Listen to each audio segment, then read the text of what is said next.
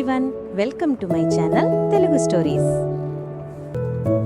ఒకరోజు అర్జున్ స్కూల్ నుండి ఇంటికి వచ్చి తన క్యారేజ్ను కిచెన్లో పెట్టి ఫ్రెష్ అవ్వడానికి వెళ్ళాడు.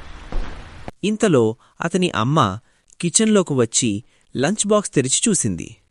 ఎప్పటిలాగే అన్నం మాత్రం తిన్నాడు, కాని కూర మాత్రం అలాగే వదిలిపెట్టాడు. అమ్మ కళ్లలో స్వల్ప నిరాశ, కాని ఆమె కోపపడలేదు.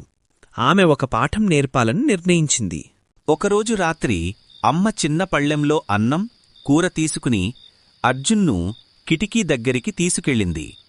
ఆకాశంలో చంద్రుడు నెమ్మదిగా ప్రకాశిస్తున్నాడు.